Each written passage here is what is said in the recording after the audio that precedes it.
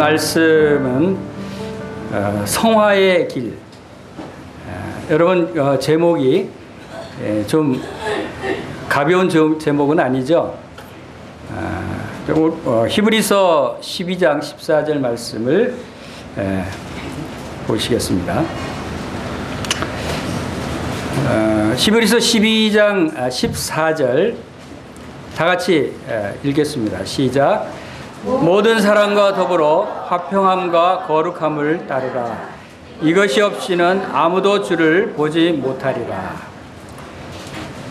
지금까지 성령님께서 히브리서 계속 상고해 오면서 히브리서 12장 부분에서 우리가 어떤 삶을 살아야 된다는 것을 살펴보았습니까?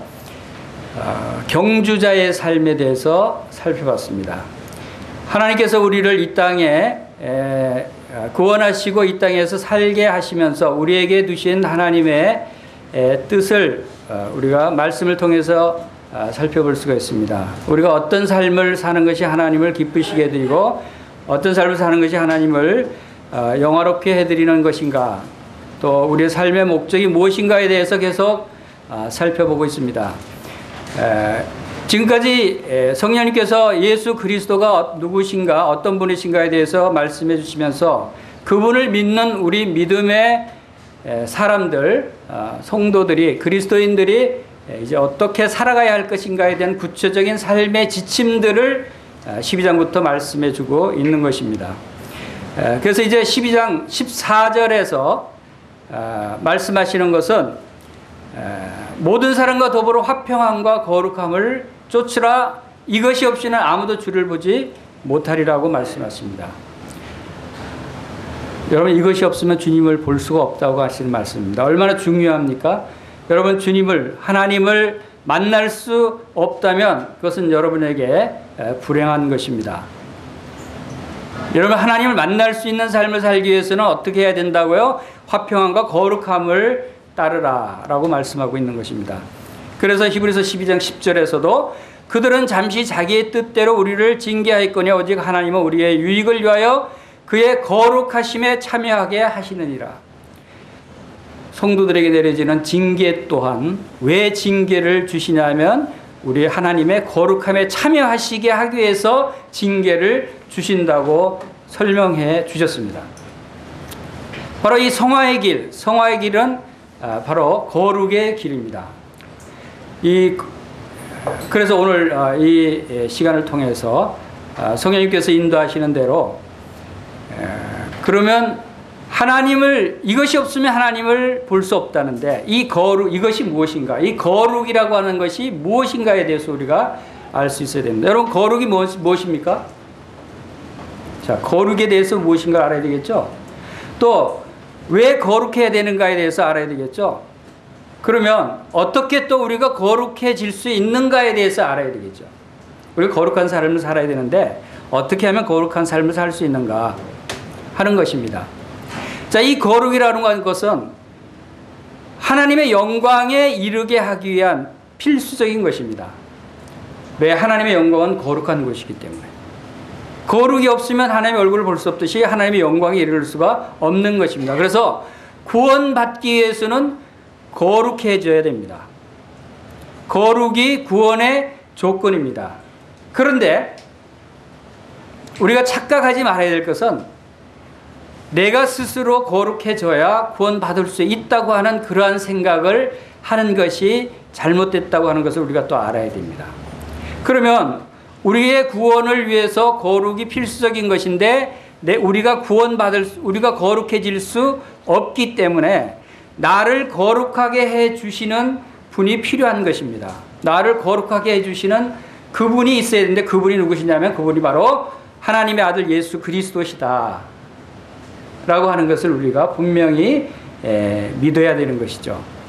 자, 하나님의 거룩함에 이르기 위해서는 바로 우리 스스로 거룩해질 수 없고 우리 스스로 거룩해질 수 없기 때문에 나를 거룩하게 해주시는 누군가가 있어야 되는데 그분이 예수 그리스도셔요. 그리고 그분을 통해서 우리가 거룩함을 얻어서 이제 구원받은 성도의 삶을 살아가는데 성도의 삶을 살아가는 데 있어서도 거룩함을 이루어야 된다고 하는 것입니다. 자, 이 부분 거룩해져서 구원받았는데 뭐 또 거룩하라 그러냐, 이제 거룩해졌는데 라고 생각하면서 이 거룩한 부분에 대해서 무관심하거나 등한시하거나 하면은 큰 오류를 범한다는 것이에요. 그것이 성경에 말씀하고 있는 상당히 중요한 진리예요. 이 부분을 우리가 깨닫지 못하기 때문에 우리가 실패하는 신앙생활을 하는 거예요. 자, 그래서 거룩한 자로서의 살아가면서, 그래서 성경에는 계속해서 거룩함을 이루라고 말씀하시고 또 거룩함을 따르라 라고 말씀하신 이유는 거룩하지 않기 때문에 거룩함을 따르라는 것이 아니고 거룩하지 않기 때문에 거룩함을 이루어야 된다고 말씀하는 것이 아니라고 하는 그 사실을 혼동하지 말고 우리가 분명하게 이 말씀을 통해서 그 원리를 깨달아야 된다라고 하는 것을 오늘 말씀드리는 것입니다. 오늘 이 말씀을 통해서 여러분들이 이 부분에서 분명한 확신과 정리를 할 수 있게 되기를 바랍니다. 자, 거룩함이라고 하는 것은 그 단어, 헬라어 단어의 뜻은 하기아스모스라고 하는 그 헬라어 단어인데, 그것은 그 다른 곳에서는 성화, 즉 거룩하게 변화돼 가는 과정을 의미하는 단어로 하기아스모스라고 그 단어를 사용했습니다. 이것은 다른 곳에서는 거룩하게 함이라고 하는 뜻도 거룩함, 거룩하게 하심, 이러한 단어로 표현이 되어 있는 것이 이 하기아스모스라고 하는 단어입니다. 자, 이 부분은 분명히 우리가 예수 그리스도의 보혈을 통해서 거룩함을 얻은 거룩한 자인 것이지만 또 살아가면서 하기아스모스라고 하는 단어를 우리가 실행하면서 살아가야 한다는 것을 의미하는 것이죠. 그리고 거룩이라고 하는 단어의 뜻은 또한 구별하다, 성별되다, 구별과 성별을 의미하는 것입니다. 우리가 일반적으로 거룩하다, 목소리를 좀 굵게 하고 옷을 좀 거룩한 가운을 입고 또 장소도 거룩한 인테리어를 하고 이런 거룩한 장소에서 거룩한 목소리로 거룩한 모양으로 예배를 드리는 것이 거룩한 예배다라고 생각하는 사람들이 혹 있을지 몰라요. 그런 거룩이 하나님이 말씀하시는 거룩하고는 거리가 먼 것이라는 거예요. 아무리 건물을 거룩하게 지어도 그것은 하나님의 거룩하고는 먼 관계가 없는 것이다. 그래서 성화는 우리 안에서 하나님이 이루시는 일이지만 우리가 믿음으로 거기에 능동적으로 참여하는 일, 즉 성화는 수동적으로 얻어지는 것이 아니고 적극적으로 우리가 따라야 하는 것이라는 의미예요. 거룩함을 얻는다고 하는 것은 수동적으로 되는 것이 아니라는 거죠. 거룩함을 얻는, 예수 그리스도를 통해서 거룩함을 얻은 신분적인 거룩함은 우리가 그리스도를 통해서 얻지만 우리가 거룩함을 이르러야 하는 우리의 상태적인 거룩은 우리가 적극적으로 거룩함을 따르지 않으면 우리에게 얻어지는 것이 아니다라고 하는 것입니다. 그래서 이 거룩함의 의미는 하나님께로 구별된 것을 의미하는 것이에요. 하나님께로 구별되다. 그래서 통상적으로 생각하는 죄를 씻는 것이고 정화, 이런 의미의 개념과는 차이가 난다는 것이죠. 그런 의미가 아니라는 것입니다. 왜냐하면 자, 성경에 제일 먼저 거룩이라는 단어가 나온 것은 창세기 2장 3절이에요. 그것은 창세기 2장 3절에서 하나님께서 일곱째 날을 복주사 거룩하게 하셨으니 그랬어요. 죄가 이 땅에 들어오기 전에 하나님께서는 안식일을 거룩하게 하셨다라고 하는 말씀을 사용하십니다. 죄가 없는 상태인데도 그것은 죄 씻음과는 상관이 없다는 그런 말씀이죠. 그럼 예수님이 또 내가 나를 거룩하게 하노니 하고 요한복음 17장 19절에서 말씀하셨어요. 예수님이 죄가 있으신 분이셔요? 죄가 없으신 분이셔요. 그럼에도 불구하고 내가 나를 거룩하게 하노니 라고 하는 말씀을 하셨습니다. 자, 이 성경에 말씀하고 있는 거룩이라고 하는 단어는 또 많이 나오죠. 거룩한 땅이다, 거룩한 옷이다, 거룩한 처소다, 거룩한 백성, 거룩한 이름, 거룩한 형제, 이런 단어들이 나옵니다. 자, 이런 것들을 볼 때 성경이 말씀하고 있는 거룩은 무슨 뜻이냐면 하나님과 관계되는 것이에요. 하나님이 임재하고 하나님과 관계되지 않는 것은 아무리 깨끗하고 아무리 모양이 좋을지라도 그것은 거룩이 아니라는 거예요. 아무리 선한 일을 하고 착한 일을 많이 한 사람이라고 할지라도 그 사람은 거룩하다고 할 수 없어요. 왜? 하나님과 관계하지 않는 사람, 하나님이 거룩하다고 말씀하지 않으면 그것은 거룩하다고 표현할 수가 없다고 하는 것이에요. 그래서 이 거룩은 바로 하나님께로 구별된, 하나님 안에 들어온, 하나님께서 함께 하시는. 그래서 출애굽기 3장 5절에서 하나님께서 그 모세를 시내산에 불렀을 때, 가시떨기에 불꽃이 붙어 있을 때, 모세가 바라보고 있을 때 가까이 가려고 하니까 하나님 뭐라고 했어요? 바로 이 땅은 거룩한 땅이니까 내 발에 신을 벗으라 그랬어요. 가시떨기에 불꽃이 붙어 있는 그 땅, 그 땅이 거룩한 땅이래요. 왜 그 땅이 거룩합니까? 그것은 거룩하신 하나님이 임재하시니까 거룩한 땅이 되는 거예요. 성막이 왜 거룩한 것입니까? 지성소가 왜 지극히 거룩한 장소입니까? 하나님이 임재해 계시니까 거룩한 장소예요. 여러분이 거룩한 사람입니까? 여러분 속에 하나님이 임재해 계시니까 여러분이 거룩한 사람인 거예요. 여러분이 하나님의 성전이라고 했어요. 하나님의 성전은 거룩하다고 그랬어요. 함께 하늘의 부르심을 입은 거룩한 형제들아 라고 히브리서 3장 1절에 말씀하고 있는 것. 이유는 함께 하늘의 부르심을 입은 거룩한 형제라고 부를 수 있는 것은 여러분이, 형제 자매들이 그 안에 하나님이 임재해 계시기 때문에, 하나님이 성령님으로 함께 하시기 때문에 거룩하다고 우리가 부를 수가 있는 것입니다.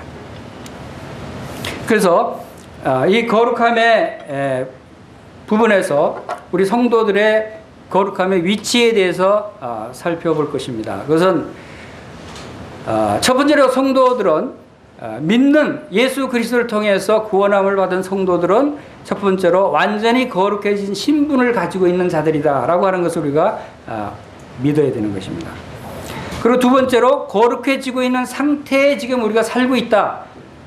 현재, 그리고 미래에는 온전히 거룩한 모습으로 변화될 것이다 라고 하는 세 부분에서 우리가 살펴볼 것입니다. 그리고 특별히 완전히 거룩해진 신분 부분은 우리가 예수 그리스도를 마음속에 주님으로 영접하고 거룩한 자가 된 것은 과거의 일이죠. 이미 거룩하게 된 것이죠. 그러나 과거의 거룩한 신분을 우리가 얻었지만 그 거룩한 신분은 지금도 유효하고 영원히 미래에도 유효한 신분이다라고 하는 것을 또한 우리가 믿어야 되는 것이에요. 우리의 거룩해진 신분은 지금부터 영원토록 이어지는 신분이다. 그러나 우리의 상태는 다르다라고 하는 것이에요. 그래서 거룩을 이루라고 말씀하고 있는 부분입니다. 그래서 우리가 거룩해진 신분에 대해서 고린도 전서에서도 예수 안에서 거룩해지고 성도라 부르심을 받은 자들과라고 고린도 교회 성도들을 거룩한 성도라고 부릅니다. 그러나 고린도 교회 성도들이 아무 문제가 없었습니까? 죄가 없었습니까? 고린도전서 1장 11절에서는 형제들아 근로의 지편에 너에게 대한 말이 내게 들리니 곧 너희 가운데 분쟁이 있다는 것이라. 고린도 교회가 분쟁이 있고 죄가 있었어요. 그럼에도 불구하고 거룩해진 성도들이라고 고린도 교회 성도들을 부르는 것을 봅니다. 고린도전서 3장 3절에도 너희는 아직도 육신에 속한 자로다. 너희 가운데 시기에 분쟁이 있으니 어찌 육신에 속하여 사람을 따라 행함이 아니려. 육신에 속한 자들이 있었고 사람을 따라 행하고 그러한 시기와 분쟁이 있는 고린도 교회 성도들일지라도 여전히 그들의 신분은 거룩한 성도들이라고 하는 거예요. 우리가 이 부분을 분명히 인식하고 있어야 하는 것입니다. 그리고 이제 거룩한 모습으로 변화되는 것에 대해서 고린도서 3장 18절에서 우리가 다 수건을 벗은 얼굴로 거울을 보는 것 같이 주의 영광을 보매 그와 같은 형상으로 변하여 영광에서 영광에 이르리니 곧 주의 영으로 말미암음이라. 우리가 주와 같은 형상으로 변화될 것에 대해서 말씀합니다. 주와 같은 형상은 어떤 형상입니까? 온전한 거룩한 모습이죠. 그것은 하늘나라에 살고 계신 하나님 보좌 우편에 하나님의 영광 가운데 계시는 주님의 모습과 같이 우리도 변화된다는 것입니다. 그것에 온전한 거룩으로 변화된다고 하는 것을 우리에게 말씀해 주고 있습니다. 자, 우리가 지금 세 가지 위치에 대해서 살펴봤습니다. 그 중에서 오늘 성도님들과 함께 교제하기를 원하는 부분은 바로 현재 우리가 어떠한 거룩한 삶을 살아야 할 것인가, 어떻게 성화된 그러한 모습으로 살아야 될 것인가에 대해서 말씀을 살펴보겠습니다. 그래서 거룩해지고 있는 상태, 현재 우리가 어떻게 해야 할 것인가. 그래서 그것을 제가 네 가지 단계로 구분을 해봤습니다. 많은 사람들이 이 성화된 삶을 살기를 원하고 거룩한 삶을 살기를 원해요. 여러분들도 그렇죠. 그런데 잘 안 돼요. 왜 거룩한 삶을 살기를 원하는데 왜 나는 거룩한 삶을 살지 못할까? 지금 나는 왜 그러한 상태에 있지 못할까? 하는 것을 곰곰이 생각해 봤어요. 무엇이 문제인가? 하나님의 말씀이 문제인가? 그렇지 않아요. 하나님의 말씀은 완전해요. 하나님의 말씀은 모든 것을 우리에게 가르쳐주고 있어요. 무엇이 문제인가? 신분적으로 우리는 거룩한 신분을 가졌어요. 그래서 거룩해진 신분을 가진 성도의 성화되어 가는 과정에 있어서 가장 중요한 것이 무엇인가? 무엇이 우리의 거룩을 방해하고 있는가? 이 부분에 대해서 함께 살펴보겠습니다. 첫 번째 단계가 있습니다. 첫 번째 단계는 자아의 죽음을 우리가 믿어야 하는 것입니다. 다시 따라해 봅시다. 나는 죽었다. 이것이 먼저 우리의 심령 가운데 믿어져야 되는 것이에요. 우리가 성화의 길을 방해하는 가장 중요한 것은 내가 살아있기 때문에 그래요. 내 육이 살아있기 때문에 우리가 거룩한 삶을 살 수가 없는 것이다. 그래서 먼저 첫 번째 단계는 내가 죽어야 된다. 내가 죽었다라고 하는 것을 믿어야 되고, 두 번째 단계로는 그럼 죽었으면 아무것도 할 수 없죠. 다시 살아야 돼요. 다시 따라해봅시다. 나는 살았다. 나는 살았다고 하는 사실을 또 믿어야 돼요. 나는 죽었다 그러고 또 나는 살았다 그러고 그럼 나는 뭐야? 이렇게 생각할 수도 있어요. 그러나 이제 살펴볼 것입니다. 그게 무슨 의미인지. 그 다음에 세 번째 단계에서는 그럼 내가 살았으면 내가 그럼 어떻게 해야 되느냐? 다시 따라서 성령을 따라 행하라. 성령을 따라서 우리가 행할 때 성화의 삶을 살 수 있다고 하는 것이에요. 그리고 네 번째 단계는 이제 완전한 성화에 이르는 단계다 라고 하는 것을 정리를 해봤습니다. 그래서 첫 번째 단계에서 자아의 죽음에 대한 말씀이 갈라디아서 2장 19절에서 20절 말씀, 또 로마서 6장에서 말씀하시고 또 갈라디아서 로마서 여러 부분에서 말씀하시는 부분들이 바로 우리 자아의 죽음에 대해서 말씀하고 있습니다. 우리 갈라디아서 2장 19절에서 20절 같이 한번 읽어보겠습니다. 시작. 내가 율법으로 말미암아 율법에 대하여 죽었나니 이는 하나님에 대하여 살려 함이라. 내가 그리스도와 함께 십자가에 못 박혔나니 그런즉 이제는 내가 사는 것이 아니요 오직 내 안에 그리스도께서 사시는 것이라. 이제 내가 육체 가운데 사는 것은 나를 사랑하사 나를 위하여 자기 자신을 버리신 하나님의 아들을 믿는 믿음 안에 사는 것이니라.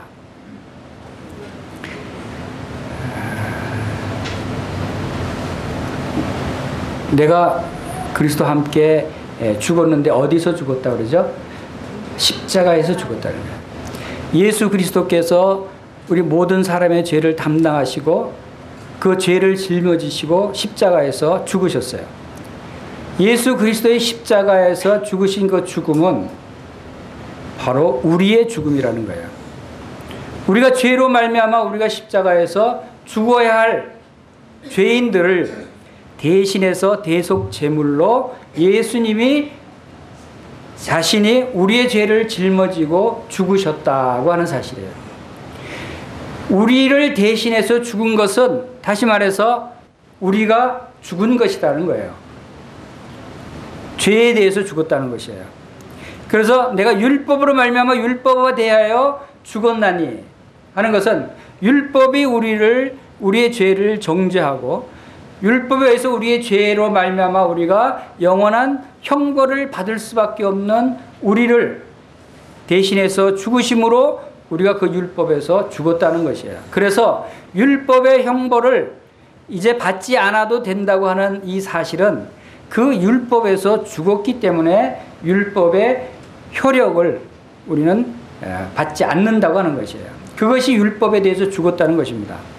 그리고 그 율법에 대해서 죽었기 때문에 내가 죽은 것이고 여기서 나는 죽었다라고 할 때의 나의 정체가 무엇인가를 우리가 또 분명히 알고 있어야 돼요. 나는 살았다 할 때의 나의 정체와 나는 죽었다 할 때의 나, 두 개의 나가 있습니다. 그렇죠? 그런데 이 두 개의 나는 분명히 다른 나라고 하는 사실을 우리가 알아야 되는 것입니다.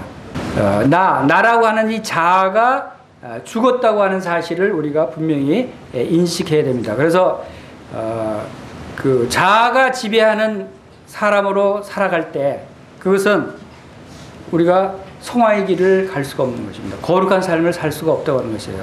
그래서 윌리엄 맥도날드는 자아가 지배하는 사람의 특징을 이렇게 표현하고 있어요. 여러분 자아가 지배하고 있습니까? 아니면 성령님이 지배하고 있습니까? 여러분 자신이 스스로 점검해 보실 수 있습니다. 여러분이 자기 자신을 강조할 때 여러분 자아가 지배하고 있는 것이에요. 여러분이 교만합니까? 교만할 때 여러분 자아가 지배하는 삶을 살고 있어요.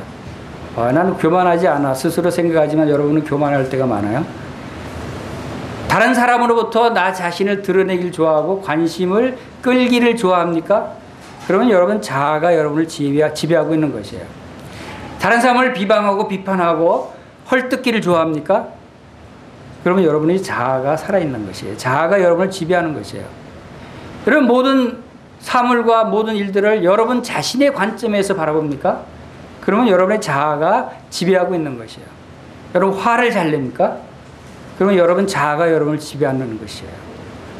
여러분 불평하고 자기 도취에 빠져 있고 하는 그러한 현상이 여러분에게 있습니까?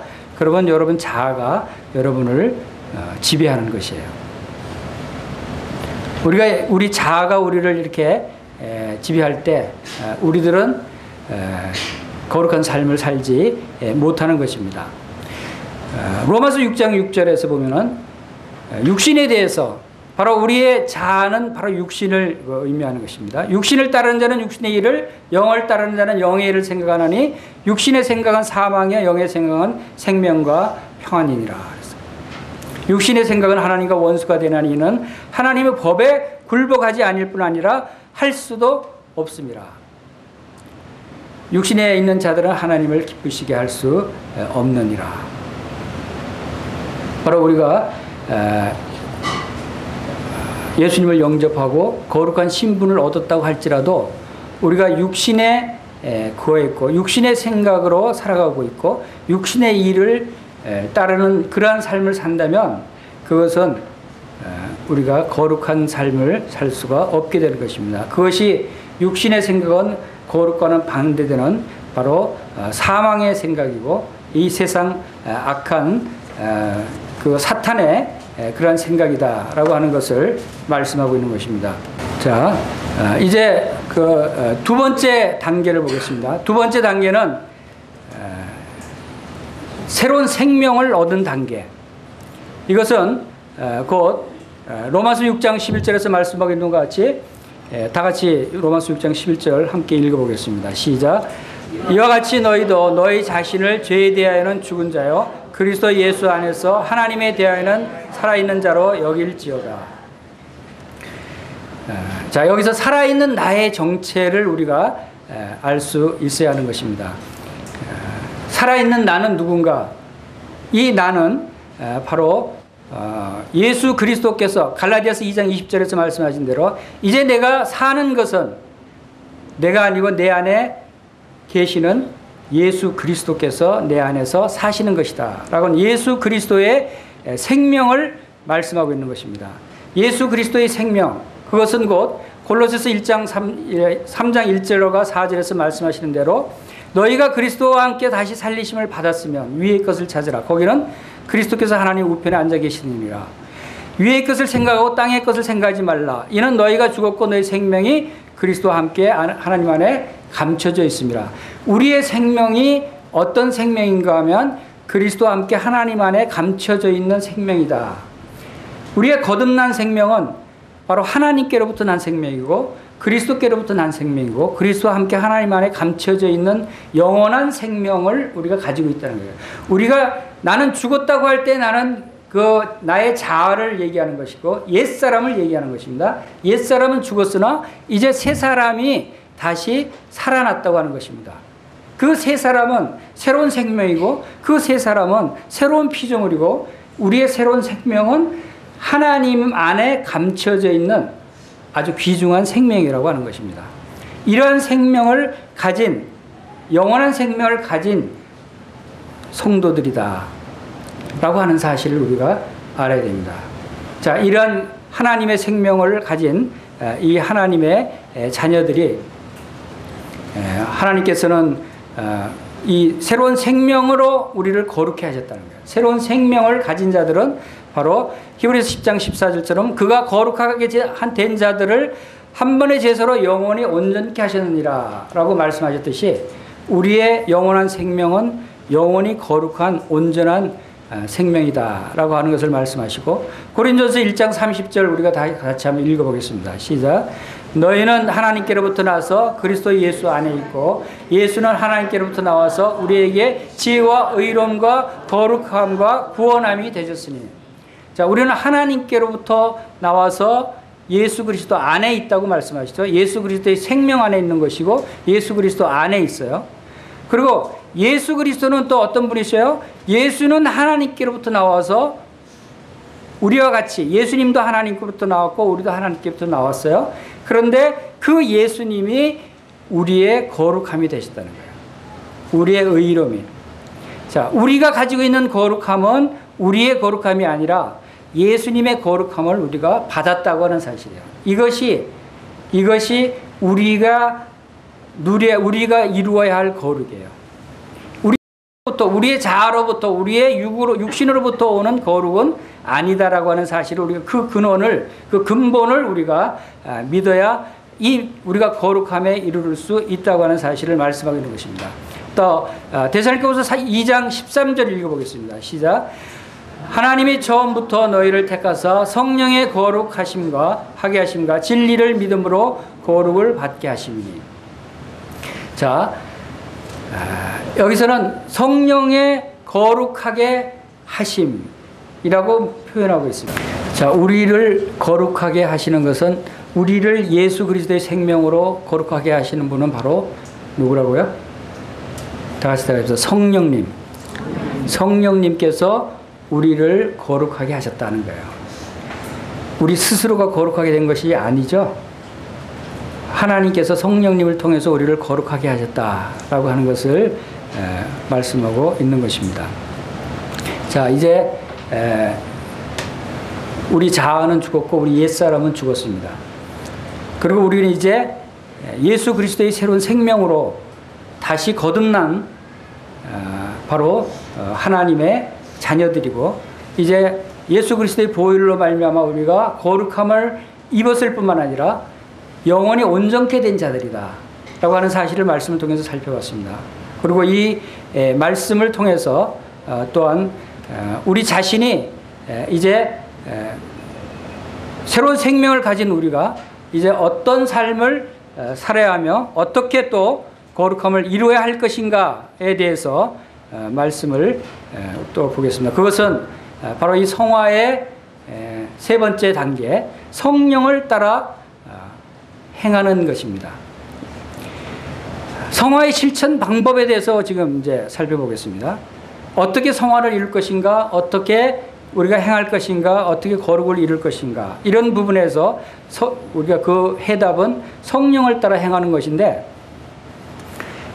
먼저 성경 말씀 갈라디아서에서는 갈라디아서 5장 16절 17절 말씀을 함께 읽어보겠습니다. 시작. 내가 이르노니 너희는 성령을 따라 행하라. 그리하면 육체의 욕심을 이루지 아니하리라.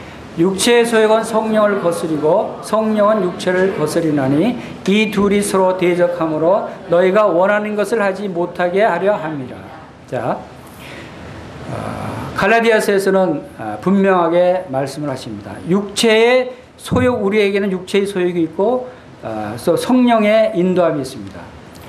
여전히 우리가 육체의 소욕을 쫓아가는 삶을 산다면 그것은 우리가 성화된 삶을 살지 못하는 것이에요.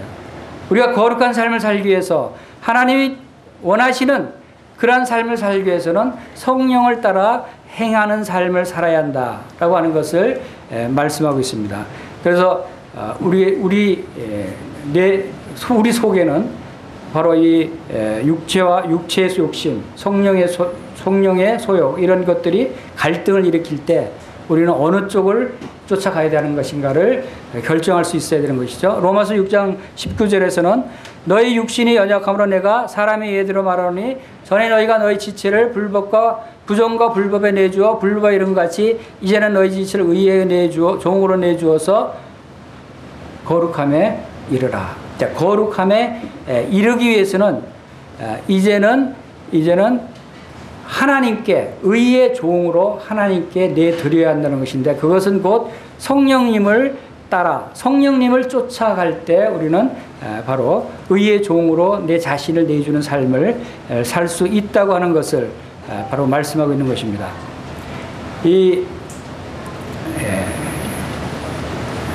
그다음에 고린도후서 6장 14절에서는 우리가 실제적으로 우리의 삶 가운데 어떠한 부분이 이러한 부분에서 우리를 성화된 삶을 살지 못하게 하는가에 대한 좋은 그 말씀을 말씀하고 있습니다. 그것은 고린도서 6장 14절 18절 읽어보겠습니다. 같이 읽겠습니다. 시작. 너희는 믿지 않는 자와 멍에를 함께 내지 말라. 의와 불법이 어찌 함께하며 빛과 어둠이 어찌 사귀며 그리스도와 베리알이 어찌 조화되며 믿는 자와 믿지 않는 자가 어찌 상관하며 하나님의 성전과 우상이 어찌 일체가 되리요. 우리는 살아계신 하나님의 성전이라. 이와 같이 하나님께서 이르시되 내가 그들 가운데 거하며 두루 행하여 나는 그들의 하나님이 되고 그들은 나의 백성이 되리라. 자, 믿지 않는 자와 멍에를 함께 매지 않는 것이 여러분들이 성화의 삶을 살 수 있는 비결이에요. 여기서 고린도 교회 성도들에게 고린도 교회에 많은 어려움과 많은 그 죄와 문제들이 있었어요. 그들이 잘못된 삶을 살고 있는 것은 바로 이 멍에를 매는 삶에 대해서 예를 들면서, 여러분 멍에가 뭡니까? 우리 멍에에 대해서 한번 보면은 이게 그 멍에의 그 그림입니다. 여러분 이건 시골에서 흔히 볼 수 있는 것입니다. 소의 멍에를 맨다고 하는 것은 소의 어깨에 멍에를 매서 자기 스스로 움직이지 못하게 주인의 그 가르치는 채찍질과 신호에 따라서만 움직여야 하는, 그래서 두 마리 소가 함께 이 한 멍에에 매달려서 가야 되는 것이 이 멍에입니다.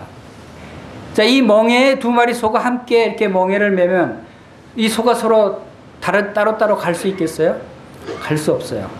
항상 같이 움직여야 돼요. 그래서 예수님께서도 이 멍에에 대해서 마태복음에서 언급하셨죠. 수고하고 무거운 짐진 자들아 다 내게로 오라. 내가 너희를 쉬게 하리라. 나는 마음이 온유하고 겸손하니 나의 멍에를 메고 내게 배우라 그랬어요. 그리하면 너희 마음의 쉼을 얻으리니 이는 내 멍에는 쉽고 내 짐은 가벼우니라. 예수님은 내 멍에를 메고 내게 배우라라고 말씀하셨어요. 우리는 예수님의 멍에를 메야 돼요. 이 세상의 멍에를 매서는 안 되는 것입니다. 예수님의 멍에를 매면 어떻게 됩니까? 여기 소가 두 마리가 있지만 여기 한 마리는 예수님과 한 마리는 나예요. 이렇게 생각해 보세요. 그러면 예수님이 이쪽으로 간다 그러면 쫓아가야 되기 따라갈 수밖에 없죠. 내 마음대로 내가 이쪽으로 가겠습니다. 아무리 애를 써도 되겠어요? 내가 힘이 세요? 예수님이 힘이 세요? 예수님이 힘이 훨씬 더 세요. 마치 어린 소가 어미 소와 함께 멍에를 메고 이게 따라가면 어린 소 멍에가 쉽겠죠. 그냥 어미 소 따라가는 대로만 따라가면 되니까. 그래서 주님의 멍에는, 내 멍에는 쉽고 내 짐은 가벼움이다 그랬어요. 주님의 멍에는 쉽다는 거예요. 우리가 주님의 말씀에 순종해서 성령님을 따라가는 삶을 산다면 그것은 쉬운 길이라는 거예요. 어려운 길이 아니에요. 주님과 함께 멍에만 매면 여러분의 그 길은 성화의 길로 달려갈 수 있는 거예요. 거룩한 길로 갈 수가 있는 거예요. 그래서 믿지 않는 자와 멍에를 함께 매지 말라라고 했습니다. 그러면서 이어서 5가지의 예를 말씀하고 있는 거죠. 우리가 이 세상에 살면서 믿지 않는 자와 멍에를 매는 것이 어떤 것인가를 설명하고 있는 거예요. 5가지가. 여러분이 믿지 않는 자와 멍에를 매는 삶은 첫 번째로 의와 불법이 함께 한다는 것이에요.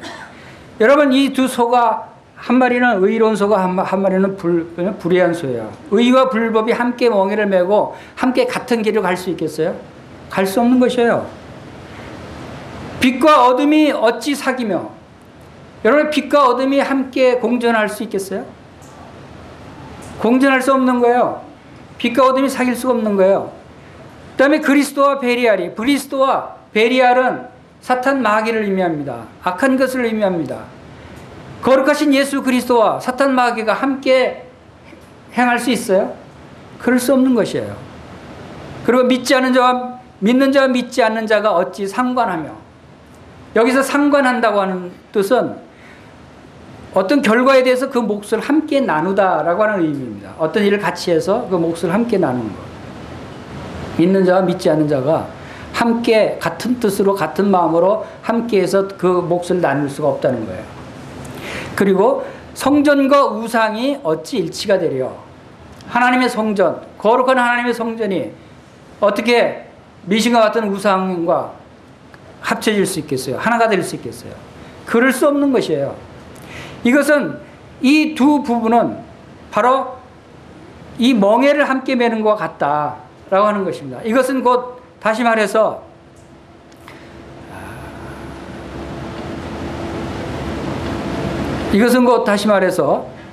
이 선과 악이 함께 할 수 없는 것이고, 또 성결함과 불결함이 함께 할 수 없는 것이에요. 또 신성과 우상이 함께 할 수 없는 것이에요. 도덕과 부도덕이 함께 할 수 없는 것이에요. 그런 것을 의미하는 것이에요. 우리의 삶 가운데, 우리가 이 세상에 살 때 얼마나 이런 것과 많이 노출되어 있고 이런 것과 함께 할 기회가 있습니까? 그럼 믿지 않는 사람과 아무 관계도 하지 말고 같이 있지도 말고 해야 되는 거 아닙니까? 그래서 고린도전서 5장 10절에서는 그러려면 세상 밖으로 나가야 되는데 도무지 그런 자들과 사귀지 말라라고 하는 의미가 아니다라고 사도 바울이 다시 고린도전서 5장 10절에서 말하고 있습니다. 우리가 이 세상에 살면서 우리가 영적으로, 도덕적으로, 정신적으로 이러한 부분에서 구별되고 분리된 삶을 살아야 한다고 하는 것을 의미하는 것이에요. 이것은 다시 말해서 육체적으로, 또 공간적으로, 또 사회적으로 우리가 보이는 이 세상에서 사회생활을 하면서 완전히 분리된 삶을 살으라고 하는 것이 아니라는 것이죠. 그러려면 저 산속 깊이 들어가야 되겠죠. 이 세상을 떠나야 되겠죠. 그런 것이 아니라는 것이에요. 그것은 도무지 그들과 함께 사귀지 말라는 의미가 아니다. 그러나 우리는 영적으로, 도덕적으로, 정신적으로, 우리가 심령적으로 그들과 함께 할 수 없는 자들이다. 그것이 우리가 거룩한 삶을 유지하는 것이다 라고 하는 것을 말씀하고 있는 것입니다. 그래서 고린도후서 7장 1절에서 아까 고린도서 6장 말씀에 이어서 다 같이 따라해 보겠습니다. 시작. 그런즉 사랑하는 자들아, 이 약속을 가진 우리는 하나님을 두려워하는 가운데서 거룩함을 온전히 이루어 육과 영의 온갖 더러운 것에서 자신을 깨끗하게 하자. 육과 영의 온갖 더러운 것에서 우리 자신을 깨끗하게 하자는 거예요. 우리가 이 세상에 살면서 많은 더러운 것과 접할 수 있습니다. 많은 부정한 사람들, 또 악한 사람들과 접할 수 있지만 그런 것에서 우리의 심령을 깨끗하게 지켜야 한다는 것입니다. 그들과 함께 동고동락할 수 없다고 하는 것입니다. 이것은 우리가 하나님을 두려워하는 가운데 거룩함을 온전히 이루라고 하십니다. 여러분, 하나님을 두려워하시기 바랍니다. 하나님은 공의로우신 하나님이셔요. 하나님은 우리를 사랑하시는 아버지 하나님이셔요. 그래서 우리가 이런 것에서 벗어나서 이런 것에서 구별된 삶을 살지 못할 때 하나님께서는 뭐라고 말씀하셨습니까? 바로 우리의 징계를 통해서 아버지가 자식을 징계하신 같이 우리를 징계하셔서 우리를 돌이키게 하고 온전히 거룩함을 이루게 하신다고 징계의 목적을 말씀하고 있는 것입니다.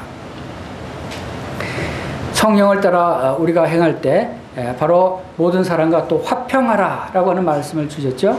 그것은 이 화평하는 것이 또한 거룩함의 중요한 부분 중에 하나입니다. 화평하게 하는 자는 복이 있나니 그들이 하나님의 아들이라 일컬음을 받을 것이요. 여러분이 하나님의 아들이라고 일컬음을 받으셔야 합니다. 여러분이 그리스도인이라고 일컬음을 받으셔야 됩니다. 여러분이 하나님을 믿는 자구나 하는 그러한 이야기를 들을 수 있어야 됩니다.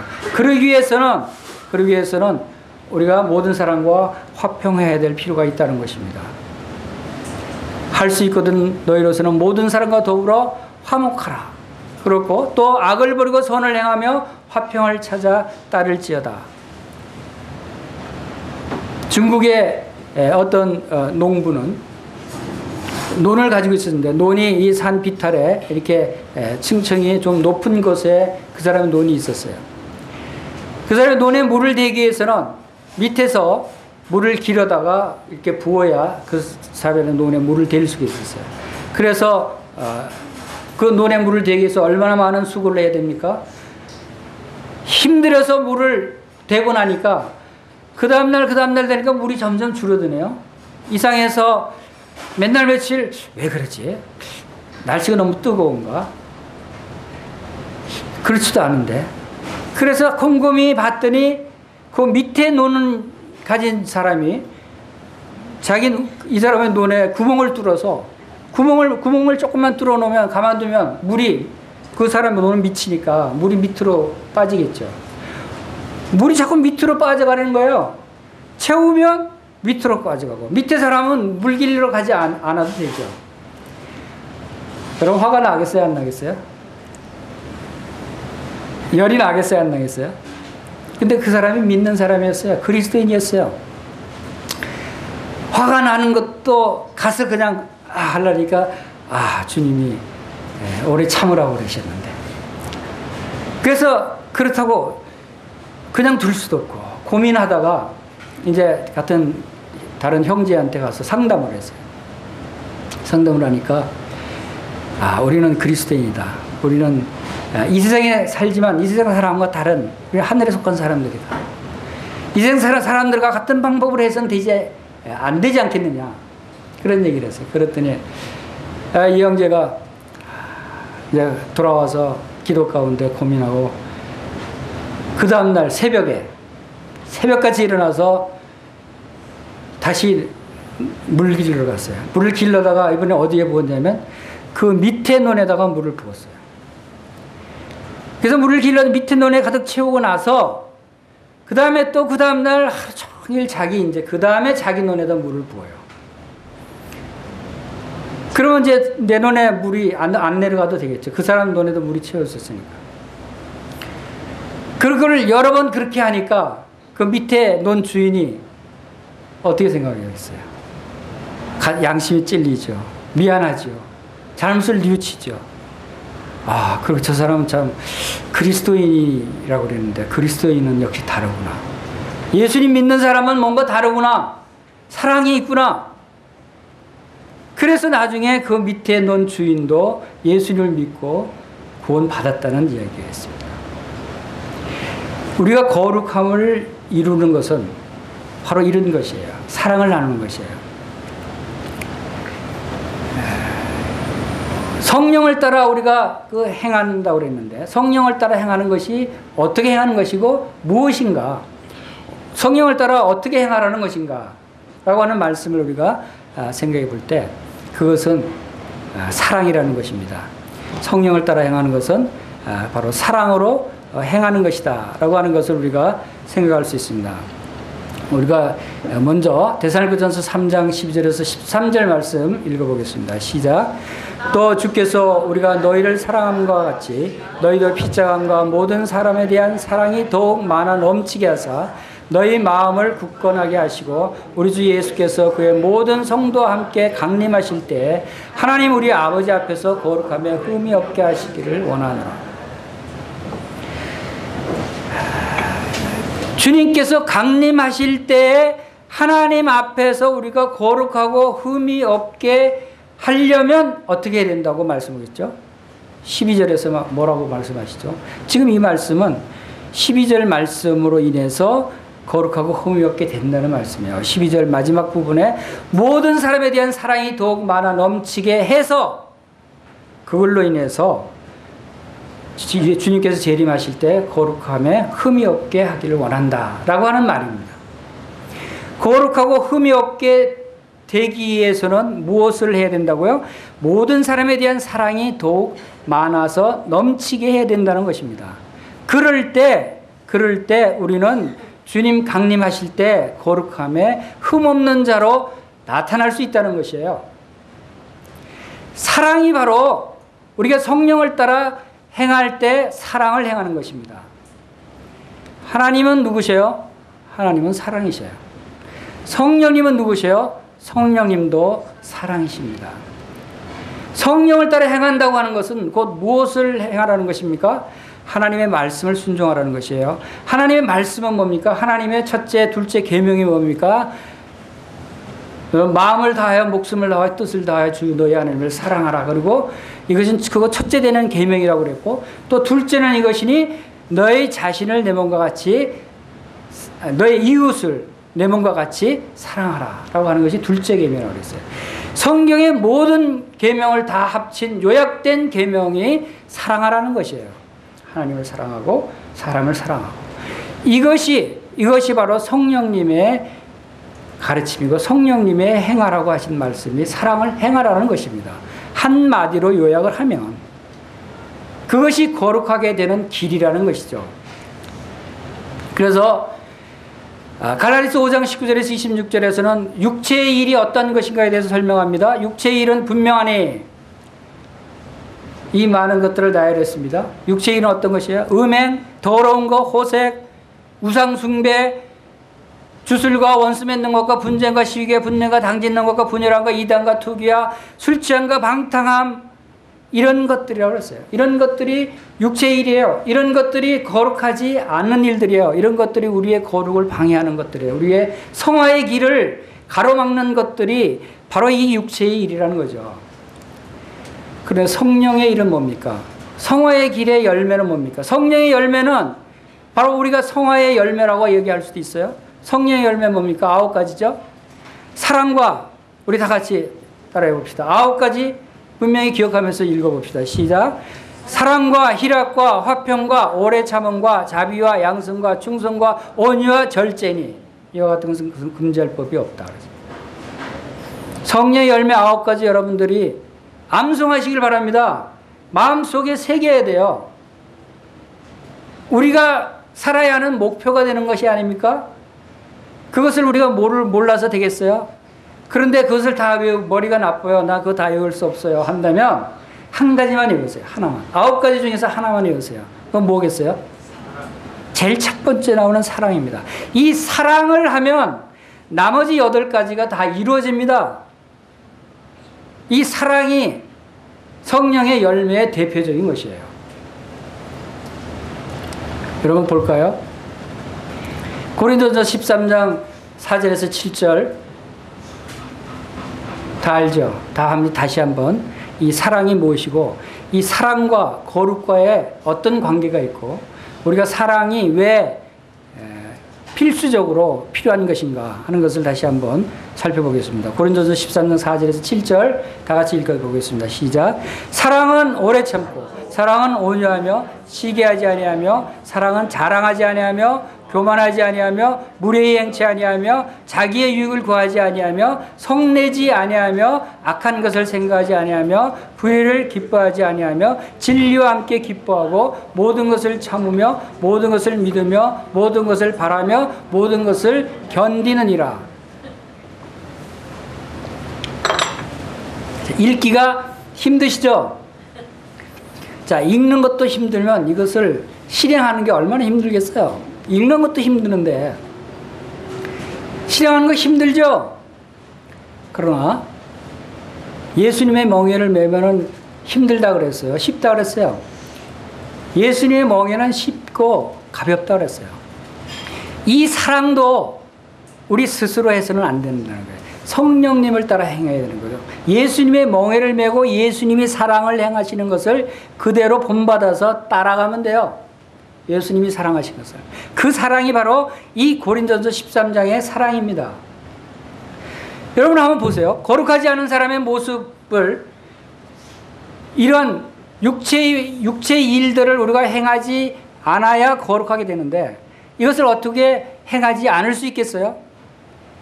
여러분들이 이 사랑의 모습대로 행하면 육체의 일을 행하지 않게 됩니다.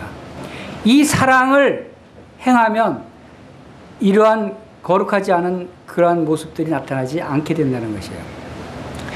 여러분 육체의 일이 분명하다 그랬어요. 음행과 더러움과 호색. 여러분 음행과 더러움과 호색.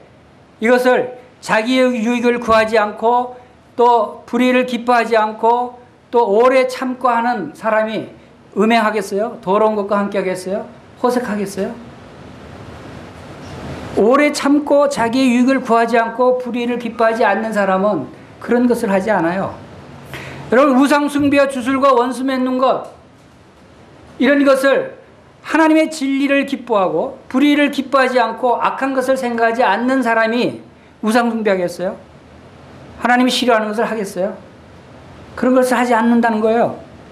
그리고 분쟁과 시기와 분쟁과 당짓는 것, 분열 이런 것을 여러분 자기의 유익을 굳지 않고 교만하지 않고 시기하지 않는 사람이 당짓고 또 시기하고 분쟁하겠어요?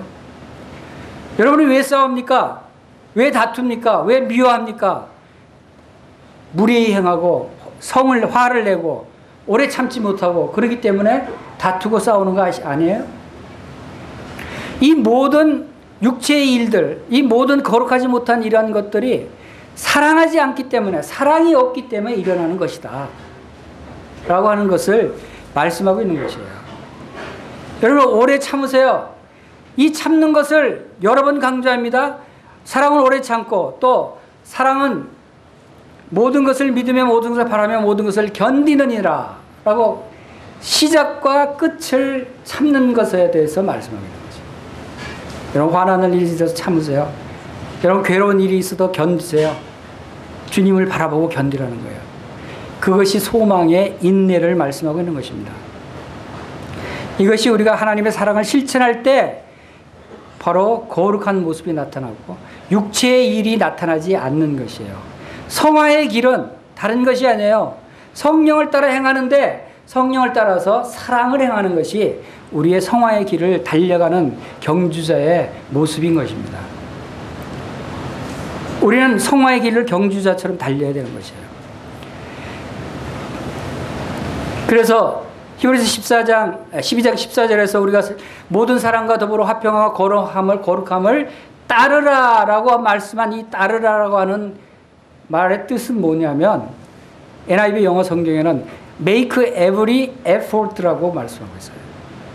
make every effort 이게 무슨 뜻입니까? 온갖 노력을 기울여라.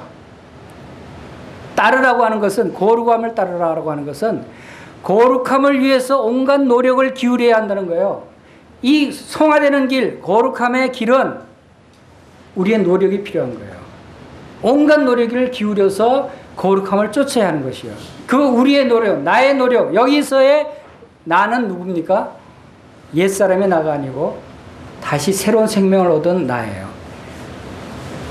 여러분이 우리가 이것을 우리가 그 네 가지 단계를 말씀드렸는데 네 가지 단계에서 왜 1단계가 왜 중요하냐면, 우리가 어떤 성도들이 어떤 일을 할 때 그럽니다. 우리는 할 수 없어. 나는 할 수 없어. 나는 주님이 하셔야 돼. 그렇죠. 맞는 말이에요. 그것은 1단계를 깨달은 사람이에요. 그런데 1단계에서 머물러 있겠어요? 머물러야 되겠어요? 2단계로 넘어가야 돼요. 나는 할 수 없어. 나는 아무것도 할 수 없는 자야. 내가 육신이 무엇을 할 수 있겠어? 라고 깨달은 사람은 그 상태에서 머물러서는 안 된다는 것이죠. 그 다음 단계로 넘어가요. 왜? 그 다음 단계로 넘어가야 바로 우리가 순종할 수 있는 거예요. 내가 살았다. 나는 새로운 생명을 얻은 자다. 그러면 그 다음 단계에서 두 번째 단계에서 나는 누구예요? 새로운 생명을 얻은 하나님의 자녀예요. 새로운 생명을 얻은 성령님이 내 안에 거하시는 성령의 능력으로 행할 수 있는 새로운 생명의 하나님의 자녀다라고 하는 것이 나예요. 그러면 내가 거룩함을 열심으로 쫓아서 거룩함을 쫓아가는 사람은 누구예요? 새로운 생명을 얻은 성령님이 행하시는 나예요. 그래서 빌립보서 4장 13절에서 바로 하나님 안에서 내가 모든 것을 할 수 있느니라 라고 사도 바울이 고백할 수 있는 것은, 모든 것을 할 수 있다라고 하는 그런 자신감, 그것은 바로 내 안에 행하시는 일이 성령님이시다고 하는 확신이 있었기 때문에, 그의 나는, 그가 깨달은 나는 바로 새로운 생명의 나라고 하는 것이죠. 여러분 아직까지 1단계에 머물러 있지 않습니까? 이제는 모든 것을 할 수 있다라고 하는 성령님이 나를 인도하시고 성령님을 따라 행하는 자라고 하는 사실을 여러분들이 이제 믿으시기를 바랍니다. 그래서 이제 그럴 때 마지막 단계, 이제 우리가 온전한 성화, 완전한 거룩함에 이르를 수 있는 것입니다. 그것은 바로 아직 나타나지 아니하였으나 그가 나타나시면 우리가 그와 같을 줄을 아는 것은 라고 말씀하십니다. 주님께서 나타나실 때 우리는 그와 같이 변화한다고 말씀하시고, 바로 에베소 5장 27절에서는 자기 앞에 영광스러운 교회로 세우사 티나 주름 잡힌 것이 없이 거룩하고 흠이 없게 하려 하심이라. 하나님의 뜻은 바로 우리의 거룩함인데, 왜 그러냐면 주님이 다시 오실 때 우리가 그 앞에 설 때 여러분이 부끄러운 모습으로 서서야 되겠어요? 바로 그 앞에 거룩하고 흠이 없게 하시게 하기 위해서 우리에게 성령님을 통해서 우리에게 거룩한 삶을 살도록 이렇게 권면하시는 것이다 라고 하는 것을 보게 됩니다. 자, 이제 이 우리가 살펴본 성화의 길 네 가지 단계, 자, 이 네 가지 단계를 성경은 전체적으로 말씀하고 있어요. 첫 번째 단계, 나는 죽었다라고 하는 말씀을 로마서에서 특별히 많이 강조를 합니다. 나는 죽었기 때문에 그러므로 너희 몸을 산 드리라 라고 하는 것이 로마서의 메시지예요. 그리고 두 번째 단계, 나는 살았다, 새로운 생명을 가진 새로운 피조물이다 라고 하는 그런 두 번째 단계에서 골로새서는 그러므로 위의 것을 찾으라 라고 하는 것이 골로새서의 메시지예요. 위의 것은 거룩하는 것이에요. 그리고 3단계, 성령을 따라 행하라 라고 갈라디아서에서 말씀하시는 그 말씀은 바로 갈라디아서에서 성령의 열매를 맺는 생활을 하라 라고 하는 것이에요. 우리는 성령의 열매를 맺는 생활을 해야 됩니다. 성령의 열매 9가지, 여러분 지금 기억하지 못한다면 집에 가서 다시 그 부분을, 성경을 다시 찾아보시고 성령의 열매 맺는 삶을 다시 살 수 있게 되기를 바랍니다. 그리고 이제 마지막으로 네 번째, 완전한 성화. 완전한 성화는 히브리서에서 특별히 그러므로 믿음의 주에 온전케 하시는 예수를 바라보라. 우리는 완전한 성화를 이룰 사람들이에요. 주님께서 그것을 약속하셨어요. 주님은 믿음의 주시오. 또 뭐라고 그랬어요? 우리를 온전케 하시는 분이시다. 지금은 여러분의 거룩한 삶에 있어서 온전하지 못할지라도 결국은 주님은 우리를 온전케 하신다는 것이에요. 바로 히브리서 7장 25절에서도 바로 하나님께서는 우리 예수 그리스도를 바로 우리의 대제사장으로 삼으시고 자기를 힘입어, 예수 그리스도를 힘입어 하나님께로 나아가는 자들을 온전히 구원하실 수 있다고 말씀하셨어요. 자기를 힘입어 하나님께 나오는 자들을 온전히 구원하실 수 있으니. 왜? 이는 그가 항상 살아서 항상 저희를 위해서 간구하심이라. 지금도 하나님 보좌 우편에서 우리를 위해서 항상 간구하고 계시기 때문에 우리를 온전히 거룩에 이르게 하실 수 있다는 것이에요. 우리를 온전히 구원에 이르게 할 수 있는 것이에요. 우리는 이러한 약속을 가진 사람들이에요. 이러한 신분을 가진 사람들이에요. 지금 비록 내가 거룩하지 못할지라도, 지금 비록 내가 아직 육신 가운데 거할지라도, 내가 비록 육신의 일들이 내 삶 가운데 나타날지라도, 그러나 우리에게는 희망이 있어요. 무슨 희망이요? 이제 거룩하게 될 희망. 우리는 다시 새롭게 변화될 희망. 그리고 내 안에 계신 성령님께서 이러한 육신의 일을 능히 이기게 하셔서 이제 온전한 거룩함에 이르는 성화의 길을 달려갈 수 있게 하는 능력을 예수님이 성령님을 통해서 우리에게 주셨다고 하는 사실을 여러분들이 믿게 되시기를 바랍니다. 그것이 바로 우리 다시 한번 이 본문 말씀을 읽고 마치도록 하겠습니다. 시작. 모든 사람과 더불어 화평함과 거룩함을 따르라. 이것이 없이는 아무도 주를 보지 못하리라. 다 같이 기도하겠습니다.